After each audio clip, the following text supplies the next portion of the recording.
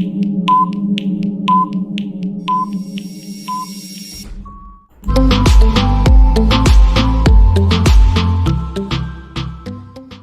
Friends, welcome to smart Yuddha YouTube channel. Lesson number 19 Maharashtra Rajya Pariksha Parishad Pune MSc scholarship exam paper 2 subject intelligent test. Intelligent test के अंतर्गत आने वाला जो घटक है हमारा टॉपिक वेन डायग्राम।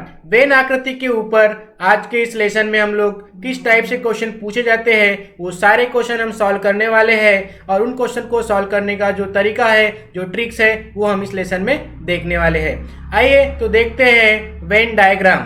कुछ प्रश्न उपघटक 8.4 वेन आकृतियां। तो वेन डायग्राम को कैसे सॉल्व करते हैं, तो वेन डायग्राम के बारे में थोड़ा जान लेते हैं। वृत्त, त्रिभुज, आयत, वर्ग जैसी आकृतियां एक दूसरे में समाविष्ट रहती है। एक दूसरे में क्या रहती है? समाविष्ट रहती है। ऐसे आकृति के भाग अंक अथवा अक्षरों से दर्शाए जाते हैं। आकृति का अच्छे से निरीक्षण करके आकृति पर आधारित प्रश्नों को उत्तर देना पड़ता है। तो वृत्त है, त्रिभुज है, आयत है, वर्ग है, इनको एक दूसरे में समाविष्ट करके ऐसे डायग्राम बनाई जाती है जिसे वेन आकृति कहते हैं। और उन आकृति के अंदर में अंक दिया रहेगा या शब्द दिया रहेगा या अल्फाबेट्स दिए रहेंगे। उनको ध्यान से निरीक्षण करके उसके ऊपर जो क्वेश्चन पूछे जाते हैं वो हमें सॉल्व करना होता है।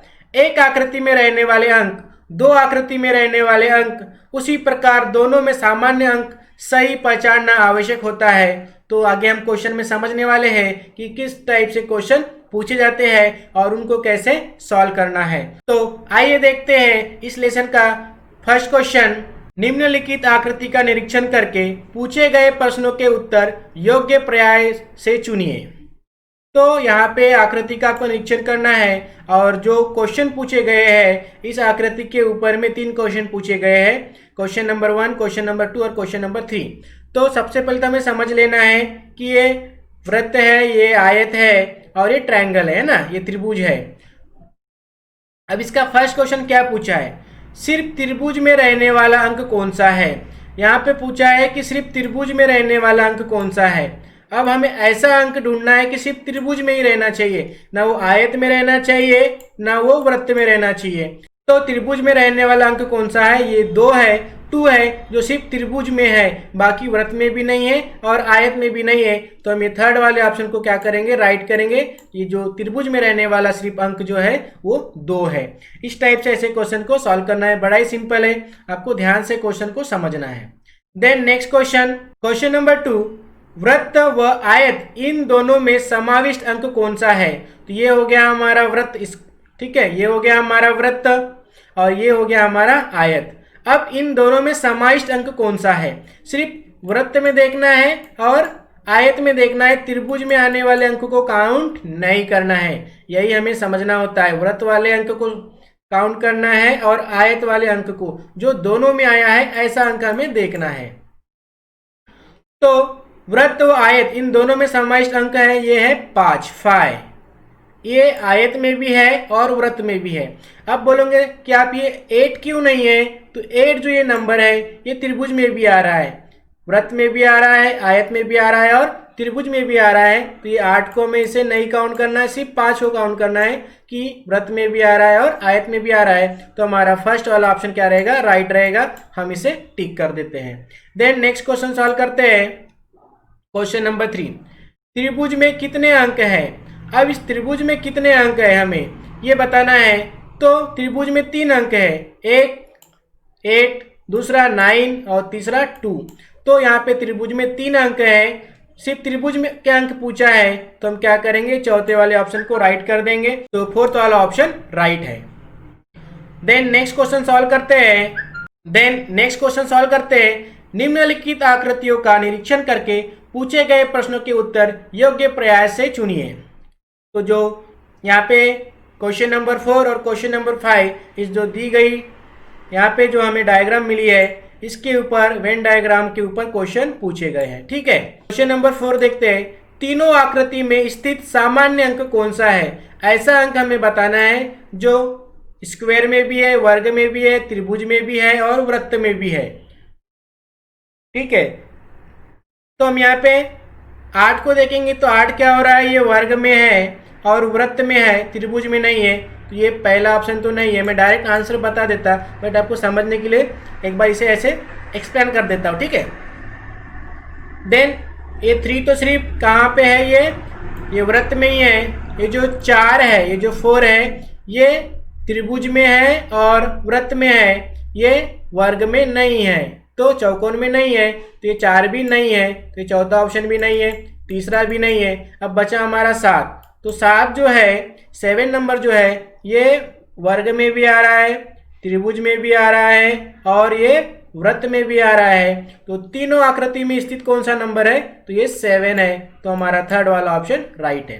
देन क्वेश्चन नंबर 5, वृत्त में स्थित अंकों का योगफल कितना। तो जो वृत्त में जो अंक है उसे काउंट करना है हमें। तो वृत्त में कौन से है, ये 8, 7, 4 और 3, तो इन सभी को जोड़ देंगे, है ना। 8 प्लस 7 प्लस 4 प्लस और 3 प्लस, तो कितना हो जाएगा, 8 प्लस 7 15, 15 प्लस 4 कितना हो गया 19, 19 प्लस 3 कितना हो गया 22। तो हमारा सेकेंड वाला ऑप्शन क्या है, ये राइट है। वृत्त के सभी अंकों को जोड़ने पे हमें कितना मिल जाता है, 22, 22 मिल जाता है। Okay, then next question solve करते हैं, क्वेश्चन नंबर 6। क्वेश्चन नंबर 6 में हमें जो वेन डायग्राम मिली है उसमें यहाँ पे वर्णमाला के अक्षर दिए गए हैं, तो हमें समझना है। तो इस वेन डायग्राम में वर्णमाला के वर्ण दिए हैं, क ख न म प स। जैसे पहले वाले वेन डायग्राम में नंबर्स दिए थे और इसमें क्या दे दिए, वर्ण दिए हैं, ठीक है। अब इनको कैसे सॉल्व करते हैं, सेम तरीका वही रहेगा। क्वेश्चन नंबर 6 पढ़ते हैं, सिर्फ वृत्त में रहने वाले अक्षर कौन से हैं। सिर्फ वृत्त में रहने वाले जो अक्षर है वो कौन से है, वर्ण कौन से है।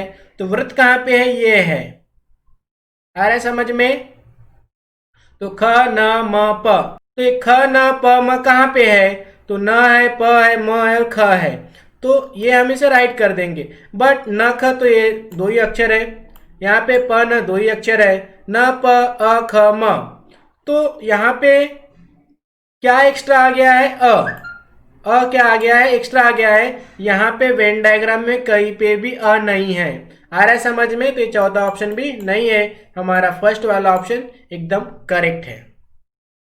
देन क्वेश्चन नंबर 7, त्रिभुज व वृत्त में स्थित सामान्य अक्षर कौन सा है। ऐसा अक्षर जो त्रिभुज में भी है और वृत्त में भी है।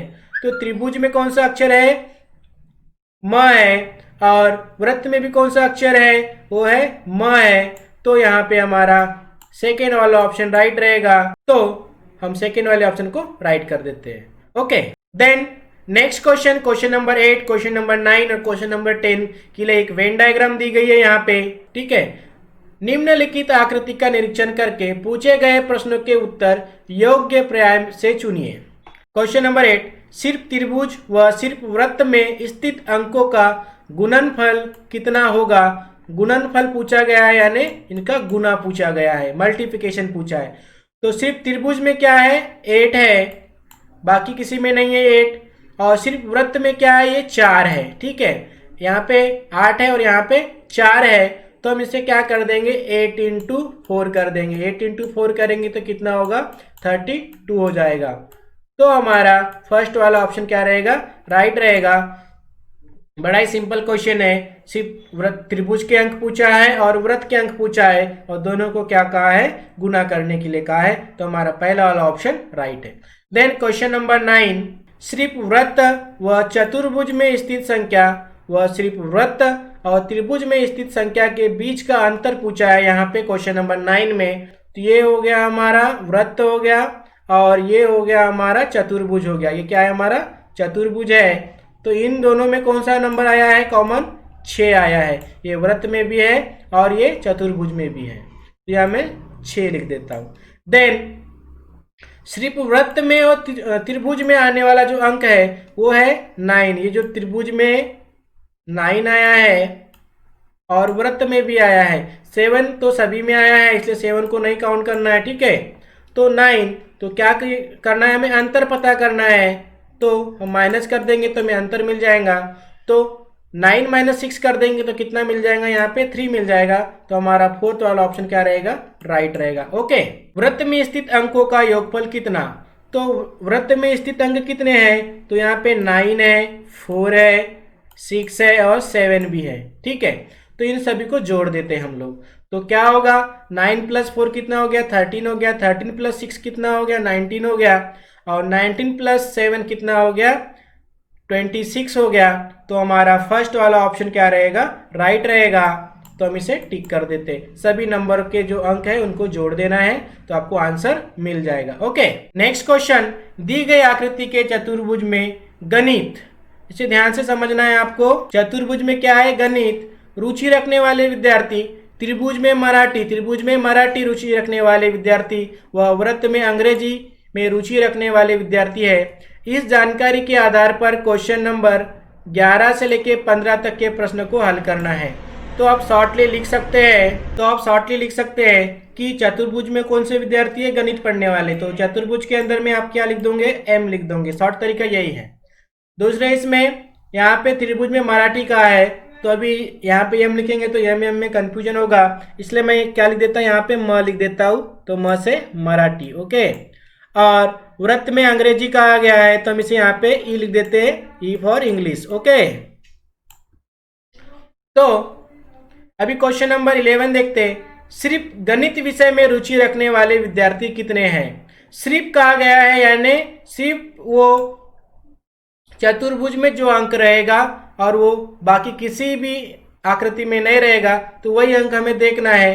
तो सिर्फ जो गणित विषय में रुचि रखने वाला जो विद्यार्थी है वो है 12 विद्यार्थी ऐसे हैं जो सिर्फ गणित पढ़ना चाहते हैं, बाकी मराठी और इंग्लिश नहीं पढ़ना चाहते हैं, यानी उनकी रुचि नहीं है। तो हम यहाँ पे 12, तो थर्ड वाले ऑप्शन में दिया है 12, तो हम इसे राइट कर देते हैं। ओके, देन 12वां क्वेश्चन देखते हैं। अंग्रेजी व गणित इन दोनों विषयों में रुचि रखने वाले विद्यार्थी कितने हैं। हमें क्या देखना है, जो गणित भी पढ़ना चाहते हैं और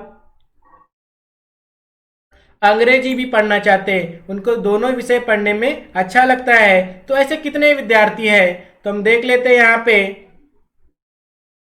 अंग्रेजी ई में दिया है और गणित जो है ये चतुर्भुज में दिया है। तो इन दोनों में देखते हैं 8, यहाँ पे क्या दिया है, 8 दिया है। और ये जो 10 दिया है, ये जो विद्यार्थी है इनको मराठी भी अच्छा लगता है, इसलिए 10 को नहीं लेना है, हम 8 को लेंगे। जो इंग्लिश भी पढ़ना चाहते हैं और वो गणित भी पढ़ना चाहते हैं, तो फर्स्ट वाला ऑप्शन राइट है।